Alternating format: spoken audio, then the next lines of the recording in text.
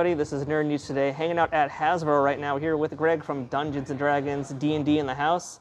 Yeah. What is new from Dungeons & Dragons? Well, we got a couple of new things coming out. We got Planescape, Adventures in the Multiverse.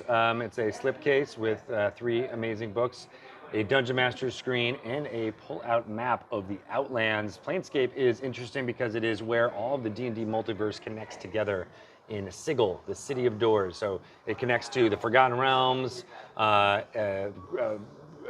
Grey Hawk, any of the places that are out there, including your own Dungeon Master's table, and the worlds that they came up with can all be connected to it. And so there's, like I said, 3 books in here. One is about monsters, one is about an adventure that you can play through that will hop all over the different planes, and the last one is all about player options and things that you can use and learn about in the Outlands. We also have the Deck of Many Things, which is coming out in November, and it is based all around a magic item called the Deck of Many Things that has been around for decades. It has been part of D&D DNA for a long time, and the shtick of that is if you can draw a card and it's random, it could be something really good for your character, it could be something really, really terrible for your character, but it's never been really fleshed out as to what individual cards are. And so there's the actual deck is in here. There's 22 cards, and we also have 44 extra cards, new cards that have been designed, all fully illustrated with a gold etching on the outside,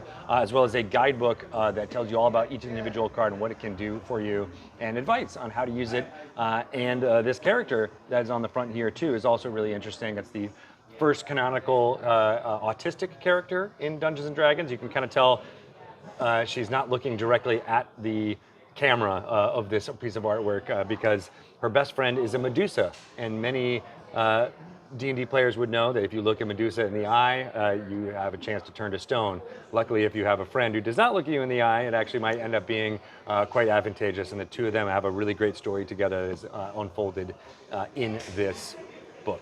That's a really great way to kind of work that into the lore of D&D. Yeah, and the designer that we had working on this, Mackenzie DeArmas, is autistic herself, and she's really excited to bring that character to life using a lot of her own experiences. And it's never really called out using the word autism in the book itself. It's just the characteristics that are portrayed in it really just show off the breadth of people that can play Dungeons & Dragons and get a really great, be able to see themselves within the game.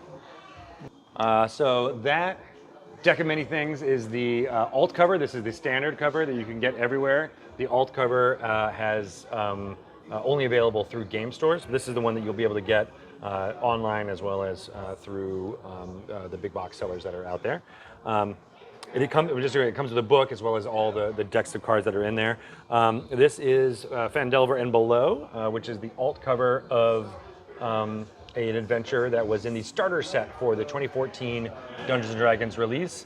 This adventure is expanded and put in a hardcover book. The team really wanted to immortalize that because it was only a softcover thing in the starter set.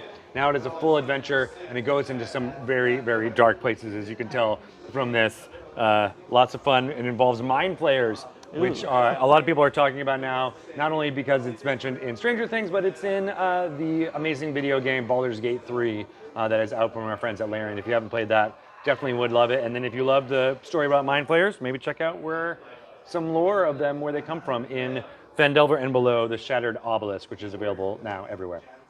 We also have a couple of our amazing partner products. Penguin Random House does some amazing middle grade books as well as young adult. Roll Call is about a group of middle schoolers who come together for a D&D club, and then you see them as their characters immortalized in there. It's a graphic novel.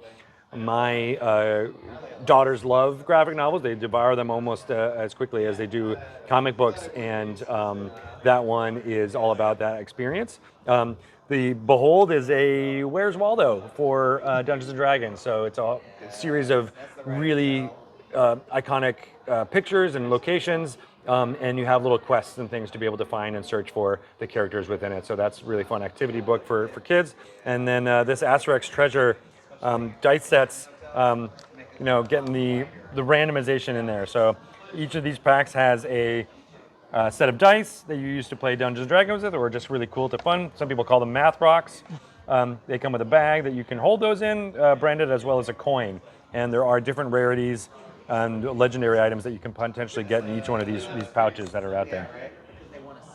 So that is everything that Hasbro has on display from D&D at Toy Fair 2023. Thank you so much for the tour. This has been awesome. No problem. Thanks for being here. Love all the D&D stuff. Really cool.